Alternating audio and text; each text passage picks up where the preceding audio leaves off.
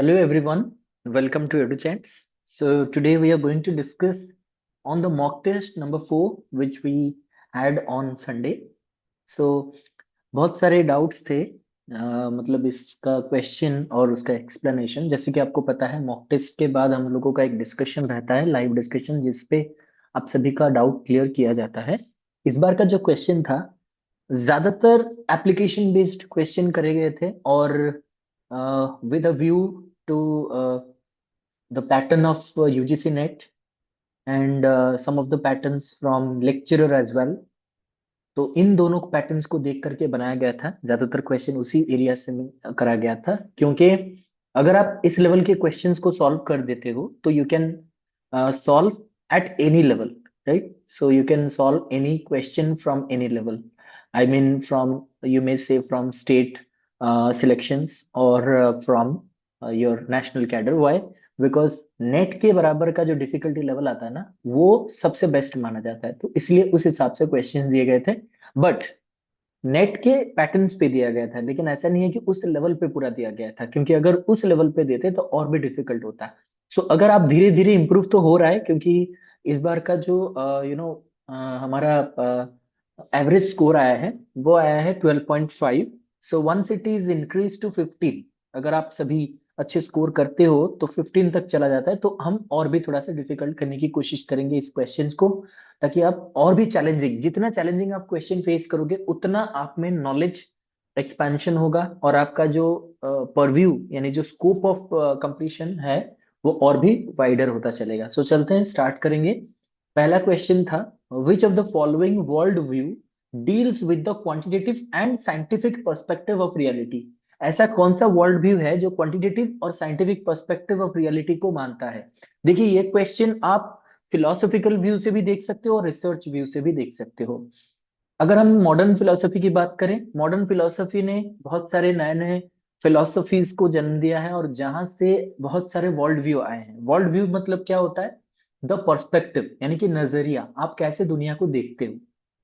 And it is connected to research. Research जब करा जाता है तब आप किस एंगल से करना चाहते हो, किस पर्सपेक्टिव से करना चाहते हो, whether it is quantitative, whether it is qualitative, whether it is scientific, whether it is non scientific and all. ऐसे देखा जाए तो बहुत सारे वर्ल्ड व्यू आते हैं। तो ये कहता है ऐसा एक वर्ल्ड व्यू जो कि क्वांटिटेटिव में बिलीव रखता है और साइंटिफिक पर्सपेक्टिव, यानी कि ये बेसिकली कह रहा है ऑब्जेक्टिव रियलिटी पे बिलीव करता है। वो कौन है? Positivistic world view, post positivistic world view and existential world view, both A and B. क्या आंसर होगा इसका? और जो भी आंसर कर रहे हो, अगर और भी अच्छा होगा, आप आंसर के साथ अपना जस्टिफिकेशन दीजिए, व्हाई डू यू थिंक कि ये सही आंसर है। ठीक है, बहुत अच्छे अर्पिता, पुष्पलता। इसका आंसर पॉजिटिविस्टिक वर्ल्ड व्यू होता है। अब हमें समझना ये होगा कि पॉजिटिविस्टिक जो व्यू है वो क्यों है, या फिर इसमें क्या कैरेक्टरिस्टिक्स होते हैं। अब देखिए, जो पॉजिटिविस्ट होते हैं ना, वो बेसिकली वो पहले आए हैं, फिर पॉजिटिविस्टिक, उसके बाद पोस्ट पॉजिटिविस्ट आए हैं। और क्यों आए हैं वो भी बता देता हूँ। पॉजिटिविस्ट का जो थिंकिंग है, मैंने कहा था दुनिया में हर वो चीज जो नया आविष्कार होता है या फिर दुनिया में आता है, वो किसी ना किसी नीड को फुलफिल करने के लिए, या तो डिससेटिस्फैक्शन को मिटाने के लिए वो आता है, यानी कि किसी डीमेरिट से ही कोई नया चीज आता है। ठीक है। अब देखिएगा, दुनिया में कोई भी चीज देख लीजिए, जैसे कि आप यहां से अगर गांव जाना चाहते हो, अपने गांव जाने में बहुत टाइम लगता है, ये डीमेरिट है। इसीलिए धीरे धीरे आपका व्हीकल स्टार्ट हुआ, व्हीकल से फिर मोटर व्हीकल आ गया। ठीक है।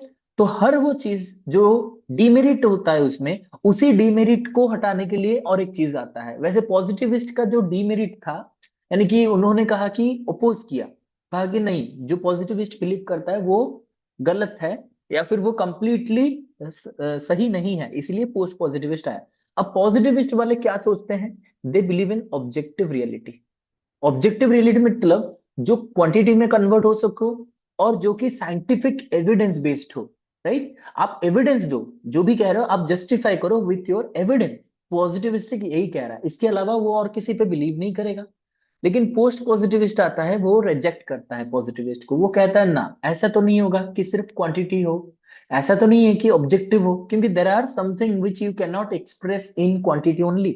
आपका फीलिंग, आपका इंटेलिजेंस, आपके emotions, this can not be expressed in quantity. आप कहोगे सर बहुत सारे टूल्स आ गए हैं, IQ EQ करके आ गए हैं, वो टूल हमने बनाया है, वो भी एक प्रकार का इमेजिनेशन है, वो भी एक प्रकार का क्वालिटी है, राइट? तो nothing is accurately measured in this world, ये भी कहा गया है, क्योंकि 1 2 3 4 ये सब हमने ही बनाया है, and these all are abstract things. It is the figment of imagination, ये सब इमेजिनेशन हमने बनाया है। दिस इज ए, आपको किसने कहा, इसका क्या मतलब है? इंसान ने बनाया। ये क्या है? हमने बनाया। ये क्या है? हमने बनाया। 100 रुपीज, हम ऐसे लिखते हैं ना रुपीज, ये सब हमने ही तो बनाया है, तो हम मान लेते हैं, इसीलिए मान लेते हैं। अब मानने वाला चीज भी तो आता है क्वालिटी में, जो आप मानते हो, it is your belief, it is your perception. तो ये पोस्ट पॉजिटिविस्ट कहलाता है। एग्जिस्टेंशियल तो आपको पता ही, एग्जिस्टेंशियलिस्ट कहता है कि आप सरवाइव करो, the present is right, past is waste, don't think about future, and it talks about individual growth, individual development, not the whole. ये कहता है ग्रुप में कुछ नहीं होता है, सब कुछ अकेला होता है। मतलब आप जब दुनिया में आए हो, अकेले भी आए हो, क्योंकि जब आप आते हो, आप सिंगल ही आते हो, अकेले आते हो, बिना कुछ लिए आते हो। फिर जब इस दुनिया से चले जाओगे भी अकेले ही जाओगे, किसी को लेके नहीं जाओगे, और आप अकेले बिना कुछ लिए जाओगे। So it is, this world belongs to you, and your identity matters, you matters, your presence matters. इसलिए आप खुद कैसे अपने आप को, क्योंकि हम दुनिया में कहा जाता है, जो बहुत बुजुर्ग है, वो अपने मतलब जो जवानी होती है, यानी कि जो आपका जो समय होता है, जो बेस्ट टाइम होता है, यानी चाइल्डहुड, फिर आपका जो एज होता है जिस पे आप ग्रो करते हो, जैसे कि अभी 20s 30s, ये जो समय है वो समय को ढूंढते हैं, ठीक है, वो उसको ढूंढते हैं। और जो जवान है वो नौकरी ढूंढता है, ठीक है, जो बच्चे हैं वो फ्रीडम ढूंढते हैं। तो हम किसी ना किसी के चीज पे भागते ही जाते हैं, हम भागते ही जाते हैं, लेकिन फाइनली हमें जाना कहाँ है वो हमें नहीं पता होता है। क्योंकि आप अभी हो, आपको अभी जॉब चाहिए, ये आपका डेस्टिनेशन है। जॉब के बाद फिर आपको मतलब पैसा चाहिए, कि हाँ मुझे अच्छा खासा सैलरी चाहिए, सैलरी के बाद आपको शांति चाहिए, यानी कि उसके बाद आपको क्या चाहिए, ऐसे आप चलते ही जाओगे, नॉन स्टॉप चलते ही जाओगे। फिर आगे बच्चों को पढ़ाना है, ये करना है, वो करना है, आपका गोल कभी खत्म ही नहीं होगा, चलता ही जाएगा। लेकिन एग्जिस्टेंशियलिस्ट क्या कह रहा है? आप आगे का मत सोचो, आप दूसरों के बारे में सोच रहे हो, आप सभी के बारे में सोच रहे हो, लेकिन अपने बारे में सोचो। Think about your self, think about your existence, because आप अकेले हो, अकेले हो जाओगे। इफेक्ट साइज, क्वेश्चन नंबर 2 पे चलेंगे। इफेक्ट साइज रिसर्च से क्वेश्चन है, रिसर्च से ज्यादातर क्वेश्चन पूछे गए हैं, क्योंकि अभी बहुत सारे स्टूडेंट्स हैं जिन्होंने कहा कि हम PhD के लिए अप्लाई कर रहे हैं। सो अगर आप PhD इंटरव्यू दे रहे हो, या फिर PhD के लिए अप्लाई कर रहे हो, this will be effective for you. और अभी असिस्टेंट प्रोफेसर का भी आ गया है ऑलरेडी नोटिफिकेशन, तो उसमें भी ये रिसर्च क्वेश्चन बहुत पूछे जाएंगे। So effect size refers to, effect size क्या होता है आपका? देखिए, इफेक्ट साइज का मतलब यहाँ पे ऑप्शन में दिया गया है, वो पहले कर लीजिए। Difference between two means of two groups, relation between to unrelated variables, the strength of relation between two variable in a population, the magnitude of difference among 3 correlated variables. अब इसमें से सही कौन सा होगा? Effect size. उससे पहले हम थोड़ा सा जान लेते हैं, जब हम कोई भी एक्सपेरिमेंट करते हैं, या फिर कोई भी रिलेशन स्टडी करते हैं, हम क्या करते हैं? हमारे पास दो ग्रुप्स होते हैं। एक ग्रुप क्या करता है? कंट्रोल ग्रुप होता है। और एक, यानी कि जिसपे ट्रेडिशनली आप पढ़ाते हो या फिर कोई एक्सपेरिमेंटेशन नहीं करते हो। दूसरा ग्रुप होता है जिसपे आप एक्सपेरिमेंट करते हो, ठीक है। इन दोनों के बीच का आप रिलेशन देखते हो, या फिर मान लीजिए दो वेरिएबल्स के बीच में, variable variable number 1 and variable number 2, इन दोनों में आप कोरिलेशन, क्या रिलेशन है वो देखते हो, ठीक है। वैसे कोरिलेशन में हम जब क्वांटिफाई करते हैं, इसको क्या कहते हैं? Coefficient of correlation. लेकिन जब आप किसी भी प्रकार का एक्सपेरिमेंट करते हो, किसी भी प्रकार का स्टडी करते हो, जहां पे आप दोनों मतलब दो वेरिएबल्स के बीच में, यानी कि ये वेरिएबल उसको कितना अफेक्ट कर रहा है, ठीक है, मतलब ये कितने नंबर का जो है सैंपल या फिर जो वेरिएबल है वो दूसरे को अफेक्ट कर रहा है, जब आप उसको क्वांटिफाई करते हो, then it is called effect size. Very good Madhusmita, कह रहे हैं कि सी आंसर होगा। क्यों? The strength of relation between two variable in a population, एक पॉपुलेशन के अंदर दो वेरिएबल्स के बीच में इफेक्ट साइज। अब देखिए, स्ट्रेंथ ऑफ रिलेशन दो वेरिएबल्स के बीच में, वेरिएबल नंबर 1, वेरिएबल नंबर 2, ये पॉपुलेशन है। पॉपुलेशन के अंदर इन दो वेरिएबल्स के बीच में कितना स्ट्रॉन्ग रिलेशन है, वो बताता है इफेक्ट साइज। अब देखिए, स्ट्रॉन्ग रिलेशन आप कैसे देखोगे? यानी इन दोनों के बीच में क्या रिलेशन होगा, कितना स्ट्रॉन्ग रिलेशन होगा वो दर्शाएगा। इफेक्ट साइज जितना अच्छा होगा उतना स्ट्रॉन्ग रिलेशन। ठीक है, ये सिंपल है, लेकिन इफेक्ट साइज क्या है वो समझ लीजिए। कभी कभी ये लगता है इफेक्ट साइज का मतलब ये कुछ नंबर होगा, आई मीन ये साइज का मतलब छोटा बड़ा लार्ज ऐसा कुछ होगा, ऐसा नहीं है। ये रिलेशन का साइज मतलब, इफेक्ट का साइज मतलब आपका स्ट्रेंथ दर्शाता है। ठीक है, दोनों के बीच में जितना अच्छा रिलेशन उतना ज्यादा इफेक्ट साइज होता है। Question number 3, which among the following is a social function of education? इनमें से कौन सा एक सामाजिक फंक्शन यानी कर्तव्य होता है शिक्षा का? ठीक है, social function of education: to make education compulsory for all, to transmit the culture from one generation to another, to improve the quality of education। अब देखिए, यहाँ पे क्वेश्चन में कुछ ऐसे भी स्टूडेंट्स हैं जिन्होंने ऑल ऑफ द अबव बिना सोचे समझे आंसर कर दिया, लेकिन मैंने कहा है आप दूसरों से कैसे अलग हो वो यहाँ पे पता चलता है जब आप क्वेश्चन को एनालाइज करते हो। अब मैं इसी के साथ मैं बता देता हूँ, इस बार का जो टॉपर है, इस बार का जो टॉपर है जिन्होंने 19 स्कोर किया है, Monali Mohanty. If she is present, Monali Mohanty, so congratulations Monali. If she is present then respond, if not congratulations again. Second topper is again, yes, second topper is Sunita Mohanty, scoring 18, 18 out of 20। So Sunita congratulations once again. क्योंकि इस बार जो है ना, वो दो topper जो कि मतलब रिपीट नहीं हुए हैं, यानी कि हमें नए टॉपर्स मिले हैं। Sunita Mahant is the topper of, second topper of this mock test. मैं इसलिए बता रहा हूं यहाँ पे क्योंकि इन सब का आंसर, जो टॉपर्स, ये टॉपर कैसे हुए? क्योंकि वो दूसरों की तरह नहीं सोचते हैं, उनमें सोच का अलग डेफिनेशन होता है। ऐसे आप ऐसे कह सकते हो कि अगर आप क्वेश्चन को अच्छी तरीके से एनालाइज करो ना, तो आपको आंसर निकल के आएगा। ठीक है, so wish you both congratulations, और ऐसे ही पढ़ते रहिए, बढ़ते रहिए। देखिए, यहां पे पूछा जा रहा है कि सोशल फंक्शन कौन सा नहीं है। इसमें भी बहुत सारे गलत आंसर्स आए हैं, लेकिन फिर भी जो भी सही आंसर आए हैं जिन लोगों का भी, उनको तो पता ही है, और नहीं भी पता है तो क्यों आपने वो आंसर किया वो बता देता हूँ। To make education compulsory for education, याद रखिए, सबके लिए एजुकेशन फ्री कर देना या कंपलसरी कर देना ये एक सोशल फंक्शन है या नहीं है। मान लीजिए ये आपको थोड़ा सा डाउट में लग रहा है, इसको स्टार मार्क करके आगे बढ़िए। To transmit the culture from one generation to another. देखिए, ये पहला क्वेश्चन, पहला जो ऑप्शन है उसको मैंने सिर्फ स्टार रखा है, अंडर ऑब्जर्वेशन रखा है, अभी तक मैंने फाइनल नहीं किया है। ऑप्शन डी को देखिए, transmit the culture from one generation to another. अब देखिए, कल्चर को पास ऑन करने का जो जिम्मा है वो एजुकेशन को दिया गया है, क्योंकि हम कल्चर के बारे में अपने किताबों से जानते हैं और हम अपने नेक्स्ट जनरेशन तक पहुंचाते हैं, तो ये तो जरूर होगा। और ये कल्चर की बात आती है, मतलब ये कल्चर एजुकेशन में आएगा। सो कल्चरल ट्रांसमिशन ये कराता है एजुकेशन, ये जरूर पक्का होगा, बी तो पक्का हो जाएगा। अब to improve the quality of education, देखिए, क्वालिटी ऑफ एजुकेशन इंप्रूव करना सिर्फ एक सोशल फंक्शन हो सकता है क्या? Is it the only function of education? क्या सिर्फ सोशल हो सकता है क्या? नहीं हो सकता है। अगर मान लीजिए ये मेरा आंसर नहीं होता है, तो ऑल ऑफ द अबव तो बिल्कुल नहीं होगा, क्योंकि एक इनमें से नहीं होगा तो ऑल ऑफ द अबव नहीं होगा। इसका मतलब है इन दोनों में से कोई एक आंसर होगा, और इसमें सबसे परफेक्ट कौन सा है? B is the correct. This is how you can answer the difficult questions which you feel like. अगर आपको जो लगता है ये डिफिकल्ट है, मैं आंसर नहीं कर सकता हूं, तो आप इस तरीके से सोच सकते हो कि नहीं, हम पहले एक काम करते हैं, जब भी all of the above, both A and B और बी एंड सी ऐसे ऑप्शंस आते हैं, तो you can apply this kind of tricks. ठीक, आगे बढ़ेंगे, इसका ऑप्शन बी ही होगा आंसर। क्वेश्चन नंबर 4 पे चलेंगे। What kind of T test, बहुत इंपॉर्टेंट है, what kind of T test can be used for comparing two independent groups with small sample sizes? कौन सा टी टेस्ट हम अप्लाई कर सकते हैं जब हम दो इंडिपेंडेंट ग्रुप के सैंपल साइज को कंपेयर कर रहे हैं या फिर टेस्ट कर रहे हैं? बताइए।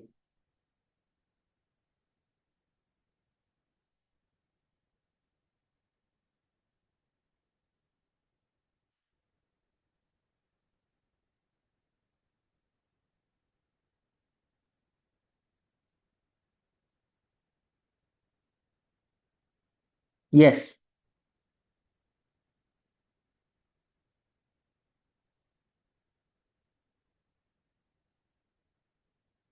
ओके, चलिए सर, यहाँ पे ओके, आंसर ए आ गया है। Very good Sunita Ipsita. So यहाँ पे आंसर, अब अगर आप देखोगे यहाँ पे ऑलरेडी आंसर दिया गया है, बट हमें कॉन्सेप्ट भी तो समझना है। इंडिपेंडेंट ग्रुप दे दिया गया है, यानी इंडिपेंडेंट टी टेस्ट होगा, ये कह रहा है। अब देखिए, टी टेस्ट भी अलग अलग होते हैं, जैसे कि मैंने कहा था, जो टी टेस्ट कहते हैं, एक होता है आपका सैंपल टी टेस्ट जो आप करते हो ना, एक सैंपल टी टेस्ट जिसको आप सिंगल टी टेस्ट भी कहते हो, इसका जो नाम दिया गया है वो दिया गया है student T test, right. Student T test. अब स्टूडेंट टी टेस्ट किसको दिया गया है, क्यों दिया गया है, वो मैंने आप लोगों को पढ़ाया भी है, बताया भी है। क्योंकि ये जो स्टूडेंट टी टेस्ट है, ये पेन नेम है। भी मुझे बताइए स्टूडेंट किसको कहा जा रहा है, और ये क्यों स्टूडेंट है, मैंने आप लोगों को पढ़ाया है। कौन है जिसके ये स्टूडेंट है, ठीक है। मैं हिंट भी दे रहा हूं आपको, वो भी इसी स्टैटिस्टिक्स को बिलोंग करते हैं, ठीक है। तो इसलिए इनको स्टूडेंट टी टेस्ट कहा जाता है, ये मैंने पढ़ाया था आपको। Very good. एरे फिशर तो है, टीचर है, लेकिन किसके टीचर है, तो फिर स्टूडेंट कौन है बताइए। जो टी टेस्ट के फाउंडर है, उन्होंने अपने टीचर को रिस्पेक्ट करने के लिए, very good, W.S. Gosset, very good, W.S. Gosset, ठीक है। ये गॉसेट जो है ना, वो आर ए फिशर के स्टूडेंट है। ये टीचर है और ये स्टूडेंट है। तो फिशर जो है, उनको रिस्पेक्ट करते हुए उन्होंने अपना पेन नेम रखा कि स्टूडेंट। इन्होंने जो टी टेस्ट दिया, इसको कहा जाता है स्टूडेंट टी टेस्ट, ठीक है। अब जो इंडिपेंडेंट, ये हो गया एक, और दूसरा हो गया इंडिपेंडेंट टी टेस्ट। इंडिपेंडेंट यानी कि जब आपके पास इंडिपेंडेंट ग्रुप्स होगा, अलग ग्रुप्स, ठीक है, ये दोनों इंडिपेंडेंट है, जैसे कि मेल और फीमेल, ये दोनों इंडिपेंडेंट है, विथ स्मॉल सैंपल साइज।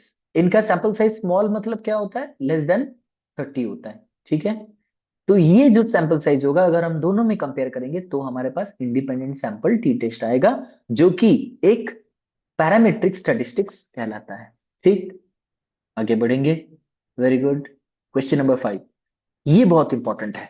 ये आपने सुना भी होगा, अगर आप रिसर्च करते हो या कर चुके हो तो आपको ये जरूर पता होगा। In research, data saturation refers to, saturation, ये साइंस में भी पढ़ाया जाता है सैचुरेशन, लेकिन हम रिसर्च में भी पढ़ते हैं डेटा सैचुरेशन। ये बेसिकली कहाँ पे होता है, क्वालिटेटिव रिसर्च में होता है। डेटा सैचुरेशन का क्या मतलब होता है, data which have both validity and reliability, data which are collected from primary sources, data which are collected from secondary sources, data which no longer yield new ideas, data saturation. अब मैं आपको बताता हूं एग्जाम्पल के तौर पे। अभी तो शादियों का सीजन चल रहा है, आप सभी जाते होंगे जरूर, किसी ना किसी शादी में या फिर एंगेजमेंट में तो जाते ही होंगे, या फिर गए होंगे, या फिर जाओगे आप, ठीक है। अभी और भी 2 महीना है, तो आप लोग जाओगे। जब जाओगे वहां पे स्टार्टर में करीब करीब आपको 20 प्रकार के आइटम्स मिल जाएंगे, जो कि बहुत ही टेस्टी है। फिर आपका जो मेन कोर्स है, मेन कोर्स में भी 10-15 प्रकार के मेन कोर्स में है, उसके साथ सैलेड वगैरह भी है, बहुत अच्छा है। उसके बाद डेजर्ट आइटम, मिठाई में, आइसक्रीम में, कोल्ड ड्रिंक्स में, ठीक है, पान खटाई, बहुत सारी चीजें वहां पे है। तो आपको तो मतलब आपके सारे फेवरेट चीजें वहां पे है, ठीक है, जो आप खाना चाहते हो, बहुत दिनों से तमन्ना भी कर रहे थे ये ऐसा खाना कोई मिल जाए, तो आप जाते हो। मान लीजिए आपने स्टेटर खा लिया, ठीक है, स्टेटर में आपने इतना सारा खा लिया कि अब पेट में थोड़ा सा ही जगह बचे हैं, वो भी जबरदस्ती अगर खाते हो तो ही जाएगा, नहीं तो नहीं। फिर आप मेन कोर्स तक जब जाते हो, 2-3 आइटम में ही आपका पेट भर जाता है। अब बताइए, आप डेजर्ट के लिए तैयार हो या नहीं, are you ready for it और नॉट। अगर आपको डेजर्ट में कहा जाए, चलिए 2-4 आइटम है, मिठाई है, गुलाब जामुन है, ठीक है, अ, अच्छे अच्छे आइटम्स लगे हैं वहां पे, 4-5 के, बहुत सारे मिठाई लगे हुए हैं। उसके बाद मतलब बहुत प्रकार के, types of, you can say, हल्का फुल्का, जो कहते हैं ना, पान वगैरह लगा हुआ है, या फिर कुछ भी खाने वाला चीज, मीठा मीठा वाला, लो, आई मीन हलवा टाइप कुछ लगा हुआ है। आप क्या करोगे, खा सकते हो कि नहीं खा सकते हो, are you ready for the dessert. और मेन कोर्स में जो आपने इंपॉर्टेंट चीजें वहां पे है, खाना है कि नहीं खाना। नहीं खा सकते ना, मधुलिका कह रहे हैं हम तो नहीं खा सकते, तो बाकी सब खा सकते हैं, राइट। ठीक है, कोई बात नहीं। अब सभी का एक लेवल होता है। पेट में जितना जगह है ना वो आपने फिल कर लिया, यहां तक तो आ गए। अब यहां से अगर ऊपर जाते हो तो उल्टी तो हो जाएगी, ये आपका लाइन ऑफ कंट्रोल है। ठीक है, आप इतना ही खा सकते हो, इतना ही हजम कर सकते हो, नहीं है, सुनीता भी कह रहा नहीं है। अब यहां तक आ चुका है ऑलरेडी आपका खाना। अब यहां से ऊपर आप जितना जाओगे ना वो मतलब या तो उल्टी हो जाएगी, या तो आपको टेस्ट बिल्कुल पता नहीं चलेगा, या तो बीमार पड़ जाओगे। तो जहां तक आप आ गए हो ये आपका लिमिट है। यहां से ऊपर चले जाते हो तो कुछ फायदा नहीं होगा। जब यहां तक पहुंच जाता है तो खाने का मन ही नहीं करता है, हाँ कि नहीं। और ये जो पॉइंट होता है ना, इस पॉइंट को हम लोग साइंस में भी कहते हैं saturation. You are saturated, you are satisfied, your stomach is already full, it is satisfied, saturated. समझ रहे हो। वैसे एक 1 लीटर का पानी का बॉटल होता है, पानी की बॉटल को आप पूरा फुल कर दो, उसके बाद उसमें और पानी डालो, क्या हो जाएगा, ओवरफ्लो कर जाएगा, अंदर और नहीं जाएगा। क्यों नहीं जा रहा, क्योंकि ऑलरेडी अंदर फुल हो चुका है, दैट इज सैचुरेशन। तो ये सैचुरेटेड हो जाता है। तो in research also when you collect the data, you continuously collect data in qualitative research, आप करते ही जाते हो, इंटरव्यू करते ही जाते हो। लेकिन मान लीजिए मैंने 50 इंटरव्यू कराया, 50 के बाद मैंने 91 वाला करा, मैंने देखा कि जो 50 ने कहा है अभी तक 50 ने जो कहा है, 51 जो है ना वो उसी को रिपीट कर रहा है, कुछ नया डेटा मेरे पास नहीं आ रहा है। जो ऑलरेडी 50 में कह दिया गया है वही वाला यहाँ पे रिपीट हो रहा है, अब कुछ नया रिजल्ट नहीं आ रहा है। चलिए ठीक है, अब ट्रायंगुलेशन करके भी देख लेते हैं, क्या 50 51 वाला ऐसा है, यानी 51st वाला ऐसा ही है कि 52nd वाला भी वैसा होगा। शायद 51 को कुछ नहीं पता है इसलिए हो रहा होगा। चलिए क्रॉस चेक कर लेते हैं। 52, नंबर 52 सैंपल को हमने एडमिनिस्टर करा। अब देखा यहाँ पे भी वही वही वही वही रिपीट हो रहा है। हम बोले ठीक है ये दोनों शायद बातचीत करके कर दिए होंगे, चलिए और एक को कर लेते हैं। फिर 53 को भी कर लिया, लेकिन 53 में भी जब रिपीट आता है तो आप समझ जाइए कि अब आपको यहाँ से कुछ नया डेटा नहीं मिलने वाला है। क्यों, क्योंकि ऑलरेडी 50 में जो आपने डेटा कलेक्शन किया है वही 51 52 और 53 में रिपीट हो जा रहा है। यानी कि आपका डेटा 50 में ही सैचुरेटेड हो चुका है। ऑलरेडी जो डेटा मिलना है वो 50 में आपको मिल चुका है। अब 51 52 53 से आपको कुछ नहीं मिलने वाला है। That is why it is called data saturation. So D is the correct answer, data which no longer yields new idea. अब आपके डेटा में से कुछ नया चीज नहीं आ रहा है। अभी कहोगे सर ऐसे अगर हम 100 तक चलेंगे तो क्या प्रॉब्लम है, प्रॉब्लम कुछ नहीं है, जाइए 100 तक, कोई काम नहीं है, कुछ नहीं मिलेगा, वही रिपीट होगा। आप कहोगे सर शायद 70 या 80 तक जाते जाते मुझे एक पॉइंट तो मिल ही जाएगा। अब एक पॉइंट के लिए आप अपने सैंपल को डबल करोगे, नहीं ना। क्योंकि आपको समझ जाना चाहिए कि अब से तो नया रिजल्ट नहीं मिलेगा। अब कोशिश करोगे तो कोशिश करते रहो, 1000 भी करो तो भी एक पॉइंट नया मिल जाएगा, 50,000 करोगे तो भी एक पॉइंट नया मिल जाएगा। क्या फायदा उस रिजल्ट का। जहां पे जब तक यानी कि डेटा सेचुरेशन, तब आपको जब पता चल जाता है data is saturated then you should not collect data. कब पता चलेगा, जब मैंने ये कहा कि आपके पूरा डेटा, आपने जो भी डेटा कलेक्शन किया है पूरा डेटा रिपीट होता जा रहा है, रिपीट होता जा रहा है, कोई नया आइडिया नहीं आ रहा है, नया रिस्पॉन्स नहीं आ रहा है, उसी को रिपीट कर रहे हैं, बस एक दो पॉइंट डिफर कर रहे हैं। तो आप समझ जाइए कि आपका डेटा सेचुरेशन हो चुका है। Is it clear to everyone. जो भी डेटा क्वांटिटेटिव या फिर क्वालिटेटिव रिसर्च आगे जाके करेंगे या फिर जिनको एग्जाम्स देने हैं, हमेशा याद रखिए डेटा सेचुरेशन के बहुत सारे पॉइंट्स हैं जो आपको घुमा फिरा के पूछे जाएंगे, but these are not the definitions of data saturation. Definition याद करने की जरूरत नहीं है, आप बस समझ जाओ जो मैंने कहा। अगर समझ जाओगे तो पढ़ के भी आंसर कर सकते हो। क्लियर हो तो एक बार यस लिख दीजिए। Okay very good Madhusmita Madhulika, बहुत अच्छे। आगे बढ़ेंगे क्वेश्चन नंबर 6 पर। Which technique is used in qualitative research to capture the researcher's feeling and assumption during analysis of data? यहाँ पे मैं और एक चीज आपको बताऊंगा, बहुत इंटरेस्टिंग चीज बताऊंगा, ठीक है। जो लोग रिसर्च कर रहे हैं या फिर करेंगे या फिर एग्जाम देंगे, ये सभी के लिए इंपॉर्टेंट है। क्योंकि आप जब किसी भी लेवल पे प्रिपेयर करते हो ना, बेसिकली मैं कह रहा हूँ जो लोग लेक्चरर के लिए प्रिपेयर कर रहे हैं, असिस्टेंट प्रोफेसर के लिए प्रिपेयर कर रहे हैं, पीएचडी कर रहे हैं या फिर रिसर्च करने वाले हैं, उन लोगों के लिए बहुत इंपॉर्टेंट है। ठीक है, क्यों, क्योंकि रिसर्च में इन डेप्थ नॉलेज आपका होना चाहिए, और ये और एक क्वालिटेटिव रिसर्च का टेक्निक है। मैं आप लोगों को बता दूं इसमें क्वेश्चन क्या पूछा जा रहा है। Which technique is used in qualitative research to capture the researcher's feelings, याद रखिए, feeling and assumptions during data analysis. Open coding, selective coding, reflexive memo, selective memo. अब डेटा जब हम क्वांटिटेटिव में करते हैं तो क्या करते हैं, डेटा को सीधा हम लोग स्टैटिस्टिक्स के जरिए एनालिसिस करते हैं। लेकिन क्वालिटेटिव में क्या होता है, क्वालिटेटिव में हमें कंटेंट एनालिसिस करना पड़ता है, उसके लिए हमें चाहिए होता है कोडिंग। मैंने आप लोगों को कोडिंग पढ़ाया है, पूरा पढ़ाया है, ओपन कोडिंग, एक्सेल कोडिंग और सिलेक्टिव कोडिंग। ये प्रोसेस होता है आपका कोडिंग का। फिर मैंने आप लोगों को मेमो के बारे में बताया था, ठीक है। अब मेमो क्या होता है, ये बड़ा चीज नहीं है, मैं आपको बस बता रहा हूँ। ये जो कोडिंग होता है ना, कोडिंग होता है यानी कि आपका पूरा, मान लीजिए ये मेरा पूरा डेटा है, इसको मुझे कोड करना है, इसमें जो इंपॉर्टेंट चीजें हैं उसको लेकर के मुझे कोड बनाना है। मान लीजिए ये पूरा डेटा में से मुझे तीन कोड मिले, code A, code B and code C. आप कहोगे कोड क्या है, जब रिसर्च करोगे तो पूरा समझ जाओगे, मैं बस हिंट में बता रहा हूँ। कोड का मतलब है मेजर कॉन्सेप्ट। इस पूरे डेटा से आपको क्या मेजर कॉन्सेप्ट मिल रहे हैं। मेरा मेजर कॉन्सेप्ट है ए, बी एंड सी, एग्जाम्पल ले रहा हूं। अब ये ए बी सी आपको जो मिला ना, ये आपने कोडिंग पे लाया। अब आप मेमो कैसे करोगे इसको, इसके अंडर में फिर सब थीम लाओगे, ठीक है। इसको भी फिर से सब थीम लाओगे। और ये तो मैंने तीन बनाए हैं, आप और भी ज्यादा हो सकता है, इन दोनों को एक करके एक ग्रुप करोगे, ठीक है। सिमिलर, ऐसा नहीं है कि ए और बी को ही ग्रुप करना है, ग्रुप आप किसको कर सकते हो, हैविंग सिमिलर, सिमिलरिटी, ठीक है।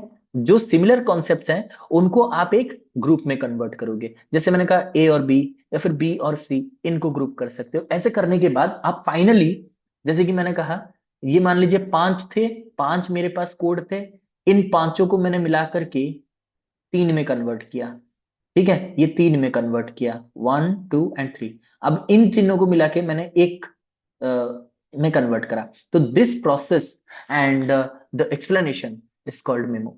अब बताइए, और एक चीज होता है जब हम डेटा एनालिसिस करते हैं, तो एक होता है आपका ट्रांसक्रिप्ट, ट्रांसक्रिप्ट होता है, और एक होता है कोडिंग, जिसको हम करते हैं वर्बटिम कोडिंग। याद रखिए, वर्बटिम कोडिंग, ठीक है, वर्बटिम कोडिंग। अब देखिए, अच्छे से सुनिएगा, अगर आप कभी भी रिसर्च करो क्वालिटेटिव, तो जरूर याद आएगा ये वाला कॉन्सेप्ट जो मैंने बताया है, या फिर एग्जाम में तो जरूर आएगा, या फिर पीएचडी में तो जरूर आएगा। ट्रांसक्रिप्ट क्या होता है, when you write down all the interview data directly spoken by the sample. मान लीजिए आप किसी गर्ल चाइल्ड पे स्टडी कर रहे हो, जो कि ड्रॉप आउट है, ठीक है। ड्रॉप आउट गर्ल चाइल्ड का एक्सपीरियंस जानना चाहते हो, why did she drop out, वो क्यों ड्रॉप आउट कर गए, कभी अगर चांस मिले तो पढ़ना चाहते हैं कि नहीं, aspirations of every drop out child, drop out girl child. तो वो क्या करेंगे, जब आप पूछोगे बताइए मुझे आपने क्यों ड्रॉप आउट कर लिया, क्या सिचुएशन आया था, अगर आपको कभी मौका मिले तो आप क्या करोगे पढ़ने के लिए, तो वो आपको मतलब डिस्क्रिप्शन में जवाब देंगे, ठीक है। वो डिस्क्राइब करते चलेंगे, मेरा ये फैमिली प्रॉब्लम था और घर पे कोई नहीं है, और इसके वजह से मुझे ड्रॉप करने को मिला, लेकिन मुझे जब भी पढ़ने का मौका मिलेगा मैं 100% कोशिश करूंगी मैं पढ़ने के लिए। ये जो उसने बताया, आप क्या करोगे, इसको लिखोगे ना, जैसे रिपोर्टर्स लिखते हो, तो आप क्या करोगे, इसको रिकॉर्ड कर लोगे। रिकॉर्ड कर लोगे तो रिकॉर्ड करके फिर सुन के लिखने में आसानी होगा, नहीं तो आप मिस कर जाओगे बहुत सारी चीजें। उसने जो वर्ड टू वर्ड जो कहा गया है, उसने जो भी कहा उसको जब आप लिखते हो, that is called as transcript. समझ रहे हो। So transcript is the in detail data, in detailed command, और यू मे से इंस्ट्रक्शन, और the dialogue of the sample. Sample ने जो आपको कहा है एग्जैक्टली वही जब आप अपने लैंग्वेज में लिखते हो, यानी इंग्लिश में हो चाहे उड़िया में हो, जो जिस लैंग्वेज में आप लिखते हो, that is called as transcript. अब वर्बटियम क्या होता है, वर्बटियम वो होता है कि जब आप पूछते हो, फॉर एग्जाम्पल मैं किसी एक ड्रॉप आउट गर्ल चाइल्ड को पूछता हूँ, तो वो बताते हैं कि सर एक्चुअली मेरे घर पे थोड़ा सा फाइनेंशियल प्रॉब्लम था ना, तो हम्म, मुझे ड्रॉप करना पड़ा। अब देखिए, मेरे बोलने के बीच में, मतलब वो गर्ल चाइल्ड जो है वो बोलने के बीच में कहीं पे पॉज ले रहे हैं, और कहीं पे ऐसे भी साउंड कर रहे हैं, करके कितने सेकंड तक वो साइलेंट हो जाते हैं, या फिर कितने सेकंड तक वो सोचते हैं। मान लीजिए 2 सेकंड तक, तो यहाँ पे 2 डॉट दिए जाएंगे। मान लीजिए 3 second, 3 dot, 4 second, 4 dot, 5 second, 5 dot. यानी कि उनके हर एक शब्द, हर एक मूवमेंट, हर एक बिहेवियर, जेस्चर को अगर आप लिखते हो, सर इन माई फैमिली, देखिए मैंने क्या किया, ये भी लिखा, 5 सेकंड का ब्रेक, यानी 5 सेकंड तक उसने कुछ नहीं कहा, सोचते रहे। उसके बाद सर ब्रेक लिया, फिर in my family we had financial issues तो एंड सो। अब देखिए इसको कहते हैं वर्बटिम एनालिसिस। अब देखिए मैं ये आपको क्यों बता रहा हूँ, क्योंकि ये क्वेश्चन भी कुछ उसी तरीके से है। वो पूछ रहा है कि जहां पे, वहां पे जब मैंने कहा वर्बटियम में क्या होता है, you record all the gesture, pause as well as intonation, stress, rhythm, everything of the sample. वो आप उसको करते हो। आप कहोगे सर इससे क्या होता है? इससे ये होता है कि जब आप किसी रियल डेटा को रियल लोगों से पूछते हो, फॉर एग्जाम्पल जो सचमुच हुआ है, जो मैंने खुद देखा है, उसको एक्सप्लेन करने के लिए मुझे पॉज की जरूरत नहीं है। अगर मैं सोच के कुछ बोल रहा हूं तो मुझे पॉज की जरूरत है। किसी किसी से पूछते हो ना कि आपने चोरी किया है, तो वो जब सोच के बताते हैं ना तो वो झूठ बोल रहे हैं। जो सच बोलते हैं, जो अपना एक्सपीरियंस बताते हैं, वहां पे कोई पॉज नहीं लेता है। ठीक है, क्योंकि जब आपके बारे में पूछा जाएगा कि आप पॉज लोगे, मेरा नाम ये है, मेरे पिताजी का नाम, माताजी का नाम, हम यहाँ पे रहते हैं, हमारा घर ये है, मैंने स्कूलिंग यहाँ से किया, ग्रेजुएशन यहाँ से किया, मुझे पसंद है ये करना, वो पसंद नहीं है, तो आप कितना जल्दी बता रहे हो, क्योंकि you are confident at your point. तो ये जो वर्बटियम होता है ना, वो हमें पता लगाता है कि एक्चुअल में जिससे डेटा कलेक्ट कर रहे हैं वो जेन्युइन डेटा दे रहा है कि नहीं दे रहा है। समझ गए? अगर समझ गए तो एक बार यस लिख दीजिए। तब हम आगे बढ़ेंगे। कैप्चर द रिसर्चर्स फीलिंग, जब हम रिसर्च के फीलिंग एजम्पशंस को मतलब कैप्चर करते हैं, यानी क्वालिटेटिव डेटा में लिखते हैं और एनालिसिस करते हैं, तो इसको हम कहते हैं रिफ्लेक्सिव मेमो। अब देखिए रिफ्लेक्स का मतलब मैंने ऑलरेडी समझाया था कि रिफ्लेक्स का मतलब होता है योर फीलिंग्स, योर थिंकिंग, आप जो सोचते हो और जो बताते हो, या फिर जो आप दिमाग में स्टोर करते हो, आपका जो रिफ्लेक्सेस होते हैं, आपका जो मूवमेंट होता है, आपका जो थिंकिंग स्टाइल होता है। ठीक है, वेरी गुड रीना। आगे बढ़ेंगे क्वेश्चन नंबर 7 पर। A type of item in a test which demands a descriptive answer within 200 words, the item type is। मान लीजिए किसी भी मेंस एग्जामिनेशन में, यूपीएससी हो चाहे ओईएस हो, उसका रिटन एग्जामिनेशन है जहां पे लिखा गया है से for example the the effect of internet on 21st century education, या फिर ऐसे हो सकता है cyber crime in India, a bane for the society. ठीक है, a threat for the society, ये टॉपिक दे दिया गया है और कहा जाएगा write an essay within 200 words. इस टेस्ट को हम क्या कहेंगे? ये आता है आपके असेसमेंट में। असेसमेंट टॉपिक में आप लोगों को पढ़ाया गया है recall type question, recognise type question, question मतलब item, extended response type item और restricted response type item. Very good Reena, Madhusmita, Sunita, Varsha. So yes it is D. क्योंकि आपको पता होना चाहिए, हमारा एक होता है ऑब्जेक्टिव टाइप टेस्ट। ठीक है, ऑब्जेक्टिव टाइप टेस्ट, उसमें भी बहुत प्रकार के हैं। यहाँ पे बस क्वेश्चन के फॉर्म में बता रहा हूँ आपको। यहाँ पे दिया गया है रिकॉल टाइप और एक है रिकॉग्नाइज टाइप। रिकॉल क्या होता है? रिकॉल मतलब जैसे fill in the blanks. Fill in the blanks में इंडिया कब इंडिपेंडेंट हुआ था, ब्लैंक दिया गया है, रिकॉल करना पड़ेगा आपको, सोच के यहाँ पे सही आंसर लिखना पड़ेगा। रिकॉग्नाइज में क्या होता है, आपके सामने 4 ऑप्शन दिए गए हैं, मतलब आंसर आप ही के सामने है, आपको बस फाइंड आउट करना है। आपको याद नहीं है आंसर, फिर भी आप इसको देख के रिकॉग्नाइज करते हो, अच्छा मुझे ये लग रहा है शायद होगा। ये हो गया रिकॉग्नाइज टाइप। रिकॉल मतलब आपको पूरा याद करना पड़ेगा, अच्छा मुझे तो याद नहीं आ रहा कि हमारा जो कॉन्स्टिट्यूशन है कब कब ये बन के रेडी हुआ था, थोड़ा सा सोचना पड़ेगा। लेकिन अगर आपके सामने ऑप्शन हो तो आपको उससे भी जल्दी याद आ जाता है। So these are objective. Next आता है आपका सब्जेक्टिव। सब्जेक्टिव यानी जो ऐसे टाइप होता है। ऐसे टाइप क्वेश्चंस या फिर आइटम होते हैं दो प्रकार के।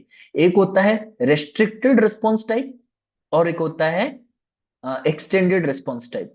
एक्सटेंडेड, ठीक है, एक्सटेंडेड में नो रेस्ट्रिक्शन, नो रेस्ट्रिक्शन, जितना चाहे लिखो। आप कहोगे सर किस चीज का रेस्ट्रिक्शन नहीं है? किसी भी प्रकार का नहीं है, यानी कि कितने पेज में लिखोगे, कितने टाइम में लिखोगे, क्या क्या लिखोगे, और कितने पेजेस, कितने वर्ड्स, कोई रेस्ट्रिक्शन नहीं है। और रेस्ट्रिक्टेड रिस्पॉन्स टाइप में क्या होता है, किसी ना किसी प्रकार का रेस्ट्रिक्शन होता है। जैसे मैंने अभी कहा 200 वर्ड्स में लिखिए, मैंने वर्ड का रेस्ट्रिक्शन कर दिया, limitation.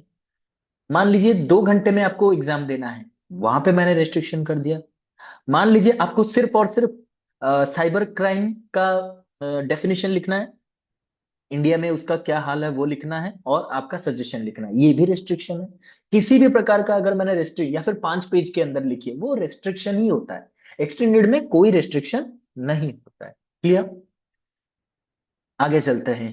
Question number 8, a type of intelligence of a person having sound vibrational mastery is called. एक इंसान के पास साउंड और वाइब्रेशनल मास्टरी है, साउंड और वाइब्रेशन में वो मास्टर है, ठीक है, बहुत अच्छे से उसको ये साउंड और वाइब्रेशन का नॉलेज है, उसको किस प्रकार का इंटेलिजेंस कह सकते हैं according to gill multiple intelligence by Howard Gardner? Body kinesthetic intelligence, musical intelligence, spatial intelligence, mathematical intelligence. मैंने आप लोगों को बताया था कि ये जो टाइप आंसर जिसको मैं बता रहा हूं, या फिर ये क्वेश्चन में ही ऑलरेडी आंसर है, यहीं से कहा गया है इसको और क्या कहा जाता है, इसका और एक भी नाम है। अगर कोई बता सके तो मुझे कमेंट में जरूर बताइए। वेरी गुड, रीना, मधुस्मिता, इप्शिता, सुनीता, बहुत अच्छे। इसका और एक भी नाम है, ठीक है। पहले आंसर देख लेते हैं, आंसर क्या है? Musical intelligence. म्यूजिकल इंटेलिजेंस इसका आंसर है, लेकिन इसको और भी कुछ कहा जाता है। इफ एनीबडी रिमेम्बर, बताइए। मैंने यहाँ पे आपके लिए ऑप्शन मतलब क्रिएट भी कर दिया है, यहाँ पे मैंने आपको प्रूव भी कर दिया है, आप कर सकते हो। म्यूजिकल इंटेलिजेंस को पहले क्या कहा जाता था? इसको कहा जाता था ऑडिटरी वाइब्रेशनल, इवन आज भी कहते हैं ऑडिटरी वाइब्रेशनल इंटेलिजेंस। अब ऑडिटरी वाइब्रेशनल क्यों कहा गया? पहले तो म्यूजिकल कहा जाता था, क्योंकि म्यूजिक का मतलब सिर्फ गाना नहीं होता है, इसमें ऑडिटरी जो सुनने के लिए अच्छा भी लगता है, यानी कि सुनने का एक इंटेलिजेंस। और वाइब्रेशनल मतलब देखिएगा म्यूजिक में ढोल, नगाड़े, हारमोनियम, बीणा, ये सब कुछ जाता है, इससे एक वाइब्रेशन क्रिएट होता है कि नहीं होता है? वहां पे हिट करने से एक वाइब्रेशन क्रिएट होता है, उस वाइब्रेशन का जो जिसके पास नॉलेज होता है ना, उसको भी यही इंटेलिजेंस कहा जाता है। That is why it this musical intelligence is also called auditory vibrational intelligence. अब देखिए, वाइब्रेशन का नॉलेज आएगा तो वाइब्रेशनल तो होगा ही। ठीक, आगे बढ़ते हैं। Question number 9, N existential teacher should emphasise on. एक एग्जिस्टेंशियल टीचर किस पे फोकस करेगा? Freedom, responsibility, subjective feelings, cooperative living. अभी मैंने पहले क्वेश्चन में मैंने आप लोगों को एग्जिस्टेंशियलिज्म वर्ल्ड व्यू के बारे में बताया था, तो बताइए एक एग्जिस्टेंशियलिस्ट टीचर है, वो किस पे ज्यादा फोकस करेगा? Freedom, responsibility, subjective feeling, cooperative living. चलिए, बहुत अच्छे। Sunita, Amisha, Reena, Varsha, check your answer again. Madhusmita, बहुत अच्छे। यस, अब देखिए मैंने आप लोगों को, वेरी गुड वर्षा, वहां पे मैंने एक चीज कहा था एग्जिस्टेंशियलिज्म के बारे में। एग्जिस्टेंशियलिज्म कहता है कि अपने बारे में सोचो, दूसरों के बारे में मत सोचो, ग्रुप के बारे में मत सोचो, सिंगल इंडिविजुअल के बारे में सोचो। सो ये जो फोर्थ ऑप्शन है कोऑपरेटिव लिविंग का मतलब है सबको ही हम एक दूसरे के साथ मिल करके, कोऑपरेट करके, समझौता करके रहेंगे। क्या ये पॉइंट एग्जिस्टेंशियलिज्म में वैलिड है? नहीं है। अगर ये वैलिड नहीं है तो बाकी सारे ऑप्शंस जो है ना, वो एग्जिस्टेंशियलिज्म फॉर्म में आते हैं। Freedom, responsibility, subjective feeling. तो 1, 2 and 3 are correct. Clear, simple था ये।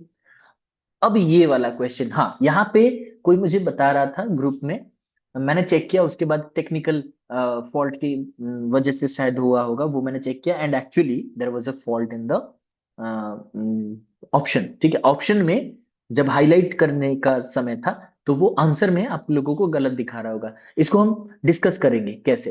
क्वेश्चन है, rearrange the following steps of social learning theory as given by Bandura. Albert Bandura ने जो सोशल लर्निंग थ्योरी दिया है, उसके हिसाब से इस स्टेप्स को आपको रीअरेंज करना पड़ेगा। So first is remembering the behaviour, converting the memory into action, reinforcement of the initiated behavior, attending to and perceiving the behavior। क्या होगा इसका आंसर? हाँ, वेरी गुड सुनीता। रीना, वो आंसर जो आपको दिखा रहा था, वहां पे एक गलती है, मैं आप लोगों को बता ही देता हूँ। यहाँ पे आंसर होगा बी, और क्यों होगा वो भी बता देता हूँ। ठीक है, आप लोगों को सी शो कर रहा होगा कि सी करेक्ट आंसर है, लेकिन सी नहीं है, बी होगा सही आंसर। वहां पे थोड़ा सा टेक्निकल प्रॉब्लम आ गया था, मतलब टेक्निकली वहां पे आपको दिखा रहा होगा option B, I mean option C, but answer is option B. Why? C, उनका जो अल्बर्ट बंदूरा ने जो स्टेप दिया था, वहां पे स्टेप क्या था? मैंने आप लोगों को बताया था, ARRM। ठीक है, ARRM यानी अटेंशन, रिटेंशन, उसके बाद रिप्रोडक्शन। सोसाइटी में कैसे हम सीखते हैं, दूसरों से कैसे सीखते हैं, ऐसे ही तो सीखते हैं। और फाइनली मोटिवेशन। ठीक है, कैसे सीखते हैं दूसरों से, मतलब आप कैसे अपने मम्मी पापा से संस्कार सीखे हो, भैया या फिर बहन से कैसे आप घर का सारा चीज सीखते हो, कैसे पहले आप अटेंशन देते हो, आप किसी को ऑब्जर्व करते हो, अटेंशन देते हो, उसको दिमाग में स्टोर कर लेते हो, रिटेंशन करते हो। उसके बाद जो वो कर रहे हैं, मान लीजिए भैया क्रिकेट खेल रहे हैं, आपने वहां से ऑब्जर्व किया, आप भी वैसे खेलने की कोशिश करते हो, you reproduce the act and you get motivation to continue it, right. तो ये आपने 4 स्टेप किया, अटेंशन, रिटेंशन, रिप्रोडक्शन, मोटिवेशन। अब आपको यहाँ पे मैच करना है, कौन सा है यहाँ पे, अटेंशन कौन सा है, attending the behaviour, that's correct. A for attention हो गया। रिटेंशन यानी रिटेन करना अपने दिमाग, यानी रिमेंबरिंग द बिहेवियर, डी, ए। उसके बाद क्या करना है, उसके बाद रिप्रोडक्शन। रिप्रोडक्शन का मतलब है उसको एक्ट करना, रिप्रोड्यूस मतलब एक्ट करना, you have to act, you have to start acting, you have to complete the task, और यू हैव टू वर्कआउट। जो आपने सीखा, जो आपने दिमाग में रखा, उसको प्रैक्टिस में करना है, यानी कन्वर्टिंग द मेमोरी। यहाँ पे रिमेम्बरिंग कहाँ पे था चीज आपका, जो आपने देखा था वो मेमोरी में रखा था, अब इसको एक्शन में कन्वर्ट करना है, यानी बी। उसके बाद आपको रीइंफोर्समेंट मिलेगा, मैंने कहा था मोटिवेशन। मोटिवेशन आपको कहाँ से मिलता है, रीइंफोर्समेंट से मिलता है। So definitely reinforcement of the imitated behaviour, यहाँ पे जो आपने बिहेव किया था उसको आप इमिटेट करोगे। Clear, any doubts. Attention, retention, reproduction and motivation, इसको याद रखेंगे। अब हम चलेंगे क्वेश्चन नंबर 11 पर। फर्स्ट है रिसर्च स्टाइल और उसके कैरेक्टरिस्टिक्स। देखिए, हिस्टोरिकल रिसर्च, एक्शन रिसर्च, सर्वे रिसर्च, एक्सपेरिमेंटल रिसर्च। कैरेक्टरिस्टिक क्या है, evaluate the current status, control variables, done in a natural setting, conducted on local problem, done on past events. ये simple है, मैंने कहा था। जब भी आपको यहाँ पे डिफिकल्ट लगता है, आपको लग रहा होगा बड़ा सा क्वेश्चन है, डिफिकल्ट है, ऐसा कुछ नहीं है। आप बस जो आपको इजी लगता है उनमें से 2-3 को मैच कर दीजिए, अपने आप आंसर निकल के आ जाएगा, राइट। चलिए, बहुत अच्छे। अमीषा, मधुस्मिता, सुनीता, रीना, वर्षा, बहुत अच्छे, very good, correct answer is B. ठीक है, अब देखिए, मुझे मान लीजिए पता है हिस्टोरिकल रिसर्च के बारे में।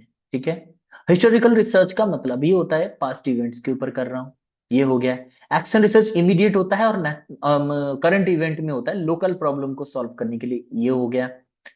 ठीक है, सर्वे रिसर्च कब होता है, सर्वे, आप सर्वे क्यों करते हो, अभी के स्टेटस को जानने के लिए सर्वे करते हो। सर्वे यानी कि मान लीजिए, सर्वे को हमेशा रिलेट कीजिए सेंसस सर्वे के साथ। सेंसस यानी कि जो 2011 में सेंसस हुआ था उसी प्रकार से। क्यों हुआ था, प्रेजेंटली इंडिया में कितने लिटरेट है, कितने मेल है, कितने फीमेल है, कितने किस प्रकार का लैंग्वेज है, ये सब देखने के लिए। सो इसको वन के साथ रिलेट कीजिए। अब हो गया एक्सपेरिमेंटल रिसर्च। एक्सपेरिमेंटल रिसर्च में आप लोग क्या करते हो, आप वेरिएबल्स को कंट्रोल करते हो, जो एक्सपेरिमेंटल रिसर्च में होता है और किसी भी रिसर्च में नहीं होता है, जहां पे वेरिएबल्स को कंट्रोल करा जाए। So B is the correct answer. Question number 12, यहाँ पे देखिएगा, an investigator wants to study the vocational aspirations of visually challenged children in a wide covering area, he should select his sample by using.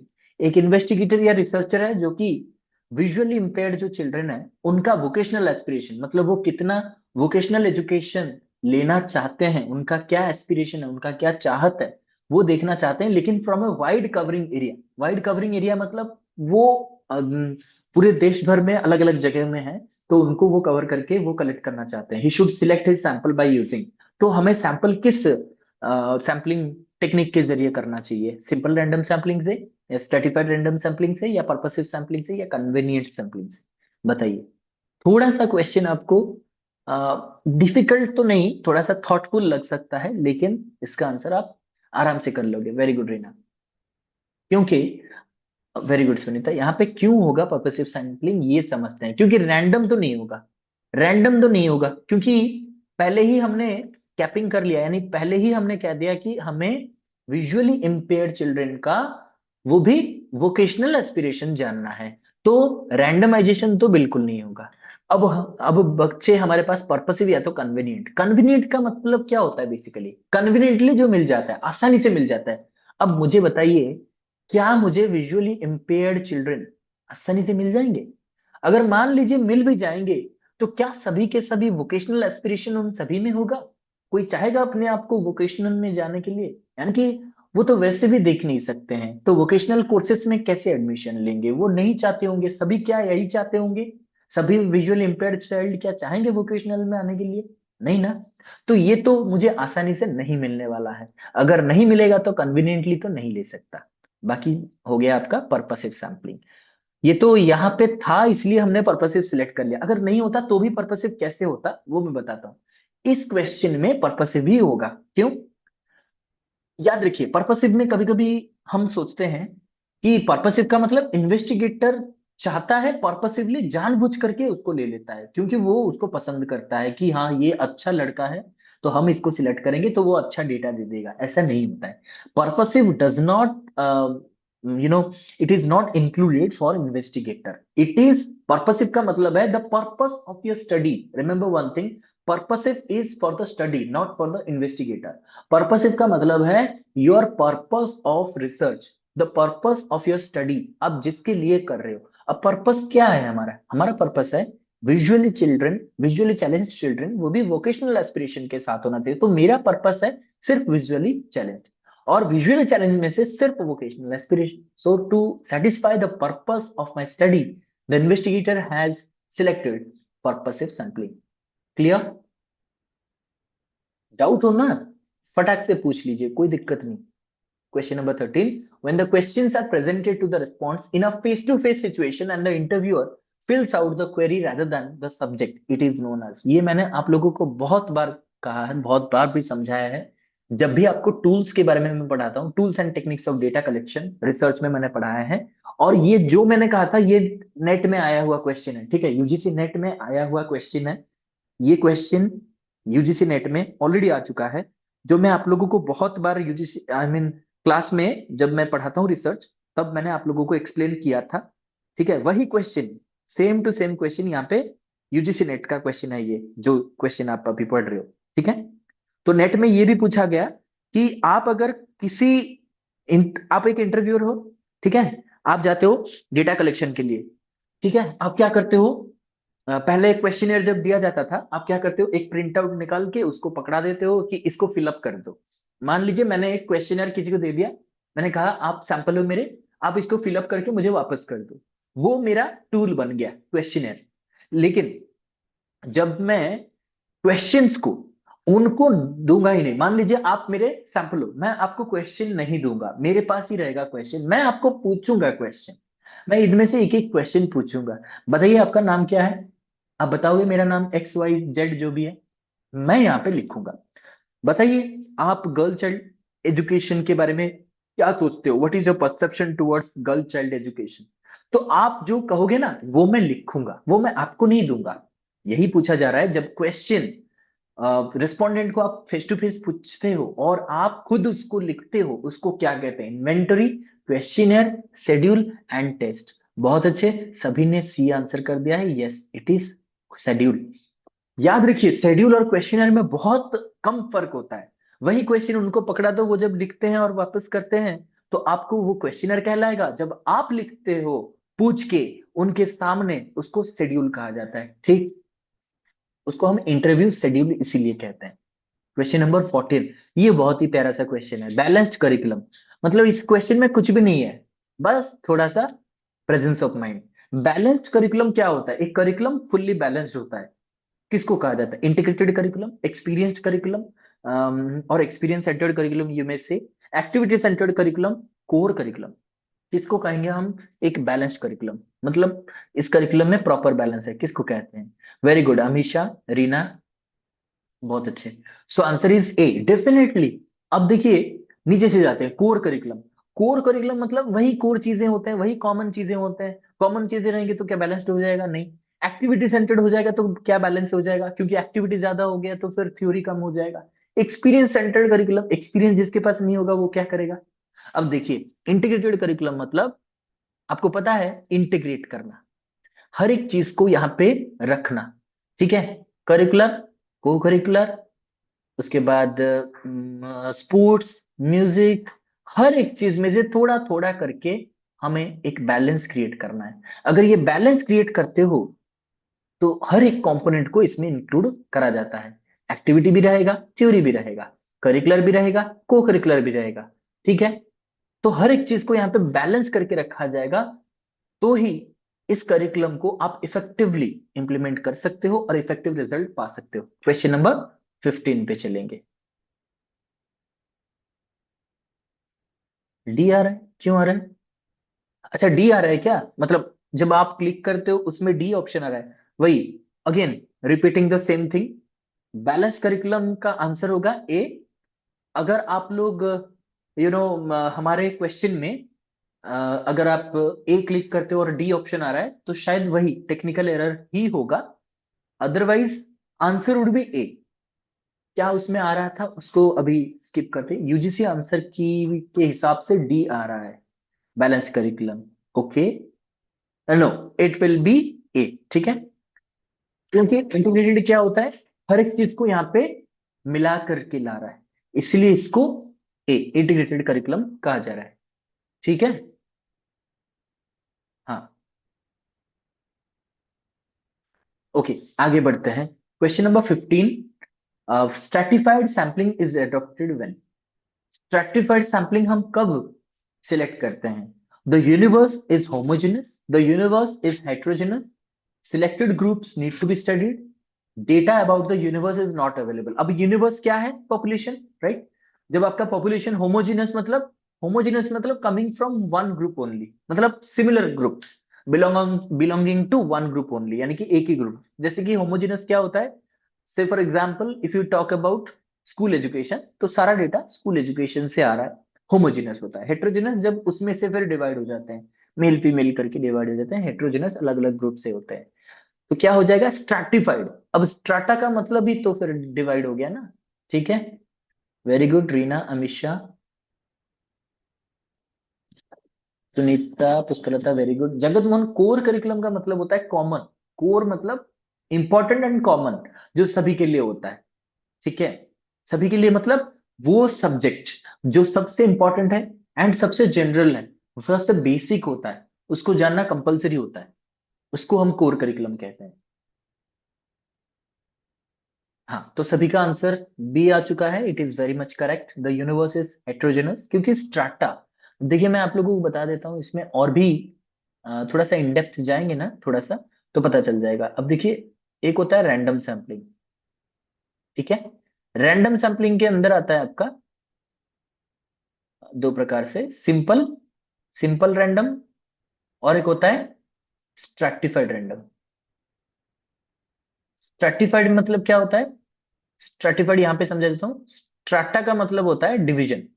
ठीक है, जैसे कि random मेरे पास sample है, मुझे स्कूल, किसी एक स्कूल में से या फिर स्कूल स्टूडेंट में से डेटा लेना है, और मेरा सैंपल साइज है 100। मैं 100 सैंपल लेना चाहता हूँ, लेकिन मैं स्ट्राटा इसलिए कर रहा हूँ क्योंकि स्कूल में मेल भी है, फीमेल भी है, यानी बॉयज भी है और गर्ल्स भी है। तो मुझे बॉयज में से भी डेटा लेना है और गर्ल्स में भी डेटा लेना है, तो मैंने स्ट्रेटिफाई कर दिया। क्यों? क्योंकि मुझे इन दोनों में भी तो बैलेंस करना है। ज्यादा बॉयज हो गए तो गलत हो जाएगा, ज्यादा गर्ल्स हो जाएंगे तो भी अभी गलत हो जाएगा। तो स्ट्रैटिफाइड क्यों किया? स्ट्राटा का मतलब जब हम डिवाइड करते हैं, हमने पॉपुलेशन को डिवाइड किया फिर सिलेक्ट किया 50-50। अब मान लीजिए यहाँ पे नीचे एग्जाम्पल पे देखिए, सोच समझ के आंसर दीजिएगा। मैंने यहाँ पे 50 सिलेक्ट किया और मैंने गर्ल्स में से भी 50, बॉयज में से भी 50 सैंपल किया, तो इसको किस प्रकार का सैंपल को कहा जाएगा? इफ एनीबडी कैन आंसर, बताइए। अगर इसका आंसर दे दिया ना तो मुझे लगेगा कि आपको बहुत कुछ पता है रिसर्च के बारे में। मैंने स्ट्रेटा कर दिया, डिवाइड कर दिया, मेल और फीमेल, बॉयज और गर्ल्स। बॉयज में से मैंने 50 सिलेक्ट किया, गर्ल्स में से भी मैंने 50 सिलेक्ट किया। अब बताइए कि ये जो स्ट्रेटा मैंने किया और ये जो मैंने 50-50 लिया, क्या ये बैलेंस्ड है? और अगर है तो इसको किस प्रकार का सैंपलिंग कहेंगे? अगर नहीं है तो इसको किस प्रकार का सैंपलिंग कहेंगे? Yes anybody? नहीं आते तो एक बार ये नो भी लिख दीजिए, या तो यस आता है या तो नो नहीं आता है, क्योंकि मैं आप लोगों को बता दूंगा। ठीक है, ये सब ना रिसर्च में जितना आप पढ़ोगे उतना पता चलेगा, but exam is about to be completed by January, तो आपको ये सब very good Madhulika, very good. I was expecting such answers. Very good. तो बहुत अच्छे, मधुलिका जी ने सही आंसर किया है। एक होता है प्रोपोर्शनेट, मतलब उन्होंने आंसर किया है, हम इसको थोड़ा सा सही करेंगे, ठीक है। It is not 100% correct but will try. और एक होता है डिसप्रोपोर्शनेट। तो मधुलिका, यहाँ पे जो होगा ना वो डिसप्रोपोर्शनेट होगा। प्रोपोर्शनेट का स्पेलिंग यहाँ पे लिख दीजिए, लिख दिया है, तो यहाँ पे मैं नहीं लिख रहा हूँ। डिसप्रोपोर्शनेट इसको मान लीजिए। रैंडम दो भाग में डिवाइड होता है, simple random, stratified random. Stratified random again divided into proportionate stratified random, proportionate stratified random, और एक है डिसप्रोपोर्शनेट स्ट्रैटिफाइड रैंडम। यहाँ पे मैंने क्यों कहा ये डिसप्रोपोर्शनेट होगा, क्योंकि प्रोपोर्शनेट का मतलब क्या होता है? प्रोपोर्शन मतलब जैसे कहते हैं ना 1:1, 2:2। यहाँ पे मेल दो है, फीमेल दो है, तो ये प्रोपोर्शनेट है। अब मुझे ये बताइए, मैंने यहाँ से बॉयज में से 50 सिलेक्ट किए हैं, गर्ल्स में से 50 सिलेक्ट किए हैं। मान लीजिए बॉयज में से कितने होंगे, टोटल कितने होंगे? आप कहते हो मान लीजिए 200 होंगे। क्या इसका ये भी मतलब है कि गर्ल्स भी 200 एग्जैक्टली होंगे? अगर यहाँ पे 200 एग्जैक्ट होते, यहाँ पे 200 एग्जैक्ट होते, इसमें से मैं 50 लेता, इसमें से 50 लेता, तो मेरा रेशियो कितना हो जाता? 1:4। यस और नॉट? अगर मैथ्स थोड़ा सा आप सोचोगे, 50 इसको 1 से काटिए, 1, इसको 4 से काटिए, कितना हो गया? 50 × 4 = 200, तो 1:4 रेशियो। यहाँ पे भी 1:4 हो जाता है। तो यहाँ पे हम कहते हैं ये प्रोपोर्शन सेम आ रहा है, इसका प्रोपोर्शन और इसका प्रोपोर्शन सेम है, तो इसको कहेंगे प्रोपोर्शनेट स्ट्रैटिफाइड रैंडम सैंपलिंग। लेकिन मैं इसको क्यों कह रहा हूँ डिसप्रोपोर्शनेट, क्योंकि क्या पता कि यहाँ पे बॉयज गर्ल्स में सेम नंबर होगा। ऐसा तो कहीं पे भी नहीं होता ना, कि जितना बॉयज उतना ही गर्ल्स, ऐसा तो नहीं होता है। मान लीजिए बॉयज होंगे 64 और गर्ल्स होंगे 72, ऐसे होंगे। या फिर बॉयज होंगे मान लीजिए 79, गर्ल्स होंगे मान लीजिए 57, ऐसे भी तो हो सकता है। तो इसमें से 50 और इसमें से 50 मैंने सिलेक्ट किया। 79, 50 में 50 सिलेक्ट किया आउट ऑफ 79, एंड 50 सिलेक्ट किया आउट ऑफ 57। क्या ये दोनों सेम है? इनका प्रोपोर्शन क्या सेम है? नहीं ना। 50 तो मैंने नंबर सिलेक्ट किया, लेकिन कितने में से सिलेक्ट किया? That is disproportionate. That is not proportional. That is why it is called disproportionate random set stratified random sampling. Is it clear to everyone? Effective लग रहा है, समझ में आ रहा है, थोड़ा सा नया कॉन्सेप्ट सीखने को मिल रहा है, तो बता दीजिए एक बार यस, तो आगे बढ़ेंगे। नहीं है तो फिर डाउट क्लियर करेंगे। वेरी गुड, बहुत अच्छी मधुलिका, बहुत इंप्रेसिव। Question number 16। तो पूछा जा रहा है, when a researcher includes in his sample those individuals who are willing and are readily available, the sampling technique is called. अभी मैंने जिसको आंसर में बताया था आप लोगों को, उसी का फिर से क्वेश्चन आया है, ठीक है। वहां पे आंसर नहीं था, लेकिन यहाँ पे आंसर होगा। जब रिसर्चर उन इंडिविजुअल्स को सिलेक्ट करता है जो कि रेडिली अवेलेबल है और डेटा देना पसंद भी करते हैं, they are willing to do it, so this sampling technique is called simple random, quota, snowball, incidental. बहुत अच्छे सुनीता, बहुत सिंपल क्वेश्चन है, हम डेली ये सारे क्वेश्चन सॉल्व करते हैं। Very good Amisha. तो answer is very good Reena, D is the correct answer, incidental sampling, because they are readily available and they are willing for it.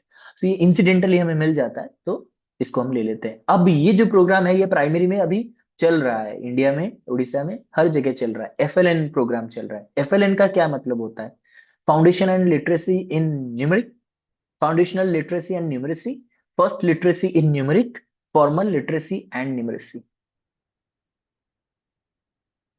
Very good Sunita, Reena, Pushpalata, Amisha, Varsha, बहुत अच्छे। Answer is B, foundational literacy and numeracy. ये basically पूरे primary से लेकर के आपका जो literacy यानी कि लिटरेचर है, यानी कि जो साहित्य है, और आपका जो बेसिक मैथमेटिक्स है, वो डेवलप कराने के लिए ये प्रोग्राम चल रहा है। क्योंकि अभी भी देखा जा रहा है कि 10th और 9th में स्टूडेंट क्वालिफाई करके आ जाते हैं, 10th में आ जाते हैं, फिर भी उनको बेसिक कैलकुलेशन नहीं आ रहा है, स्पेलिंग भी ठीक नहीं हो रहा है। इसीलिए प्राइमरी से इसको इंप्रूव करने के लिए एफएलएन प्रोग्राम लॉन्च किया गया है।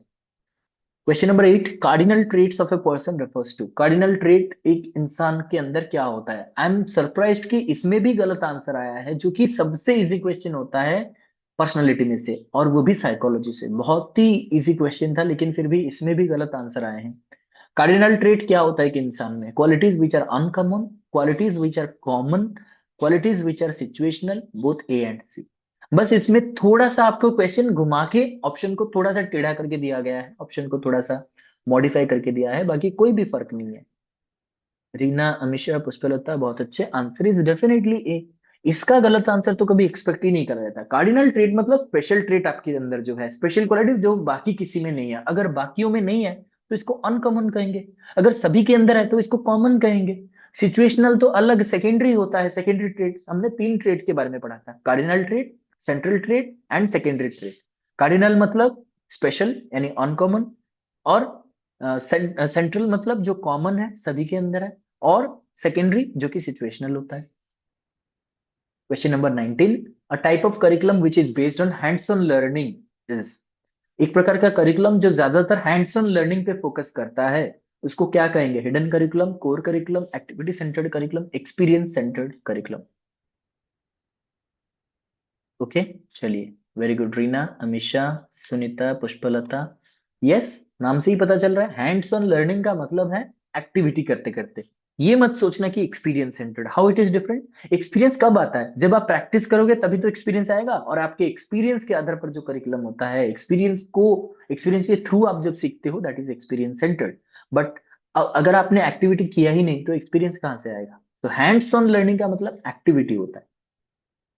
Last question is, SWOT analysis is beneficial to creating opportunities, strengthening qualities, to minimize efforts, all of the above. याद रखिए, SWOT का अभी SWOT के आगे भी SWOC आ गया है, SWOC।